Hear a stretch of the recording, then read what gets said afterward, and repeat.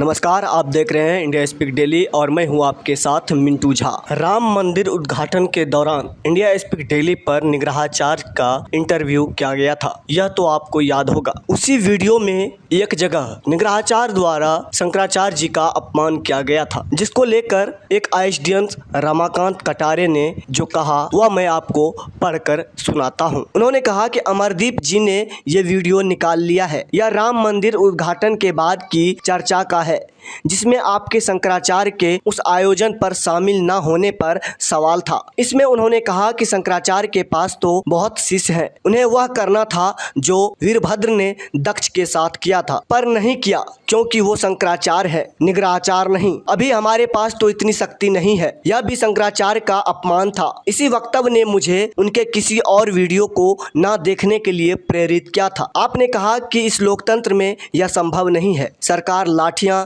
चलाती है, गिरफ्तार करती है, तो फिर बात को घुमाकर अयोध्या के संतों पर चले गए कि अयोध्या के संत कहते हैं जल में रहकर मगरमच्छ से शत्रुता थोड़े ना करनी है। तो आपको उस इंटरव्यू का वो अंश सुनाते हैं। जो शंकराचार्यों ने कहा कि मैं वहां क्या जाके हाथ बांध के खड़े होंगे, वही स्थिति थी।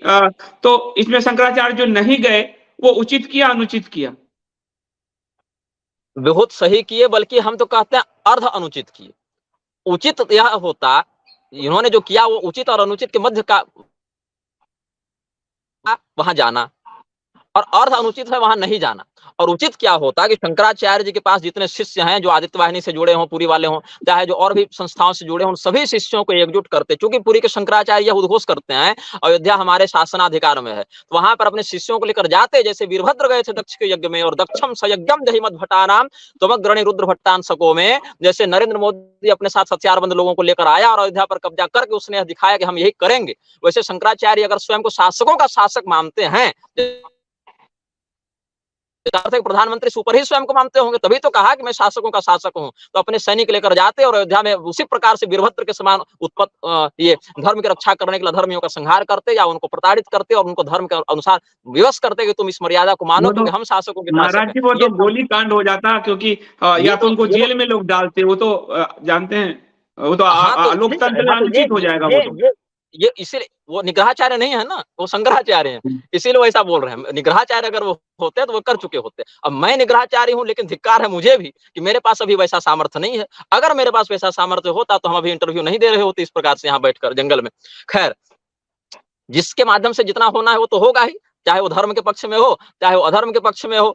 लेकिन बात यह है यहाँ पर शंकराचार्य जी की जो बात है कि वहां गए कि नहीं गए, कल अयोध्या जी के बहुत से संतों से हमारी बात हुई, उन्होंने सीधा सीधी यही कहा कि महाराज हम जल में रह के मगर से बैर नहीं कर सकते हैं, ये समस्या है हमारे साथ। हमने यह पूछा है महात्माओं से जो वहां गए, जो नहीं गए वो तो खैर अलग बात है। मैं पूछना चाहता हूं कि आप लोग क्यों विरोध नहीं करते हैं अशास्त्रीय कृत्यों का? आपको न्यायपालिका का डर है अगर कि आप जेल चले जाएंगे, जैसा कि आपने कहा जेल चले जाएंगे तो कब तक आप जेल में रहेंगे?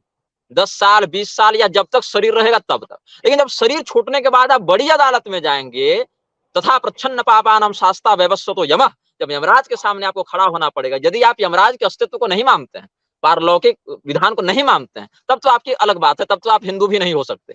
लेकिन अगर आप सनातन धर्मी हैं, परलोक पर यदि आपकी निष्ठा है, तो उस स्थिति में आपको यमराज का भय होना चाहिए कि राजा का, ये छद्म कब्जेदारों का भय होना चाहिए। राजा तो खैर देश में है ही नहीं, कब्जेदारों का भय होना चाहिए कि यमराज का भय होना चाहिए आपको।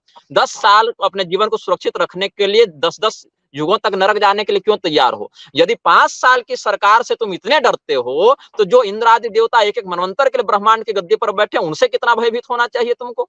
क्या तुम पारलौकिक श्रेय पर विश्वास करते हो हिंदू धर्मगुरु होने के नाते? अगर तुम हिंदू धर्मगुरु होने के नाते करते हो पारलौकिक श्रेय पर विश्वास, तब तुम्हें तो इस प्रकार का धर्म का विरोध करना चाहिए और अपने परलोक को सुदृढ़ करना चाहिए। ये सरकार की चापलूसी करने के बाद तुम सुरक्षित रहोगे कि नहीं रहोगे, इसकी कोई गारंटी नहीं है।